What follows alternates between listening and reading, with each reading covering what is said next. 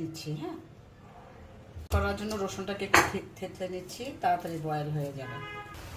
মাঝখানে দিয়ে দিলাম রসুন বলে, এটা ইউটিউবে দেখে খুব খেতে ইচ্ছে করে। রসুন, এখন দিচ্ছি পেঁয়াজ। এটা আমি একটা ইউটিউবে দেখেছিলাম। হ্যাঁ, কালকে ইউটিউবে দেখেছি এই ভর্তাটা, আর লোভ সামলাতে পারি না, দেখেই মনে হচ্ছিল খাই। এখন আমি এটাকে ম্যাশ করব, মানে এটা ভালোভাবে ম্যাশ করে নেব। ইউটিউবে দেখে আর লোভ সামলাতে পারিনি। মরিচ প্রথমে, তারপরে রসুন, তারপরে হচ্ছে দুটো পেঁয়াজ, এই তো টমেটো, শিম আর হচ্ছে ডিম, শিম অ্যান্ড ডিম। তারপর মিক্স করবো ধনে পাতা।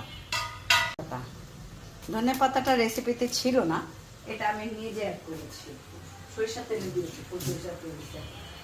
পূর্ণ খাবার। দেখো এটার মধ্যে শিম আছে, তারপরে টমেটো আছে, তারপরে ডিম, প্রোটিন আছে, আর কি লাগে?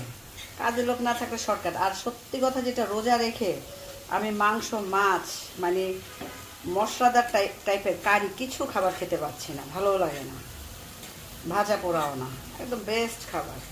হয়ে গেল, ফিনিশ।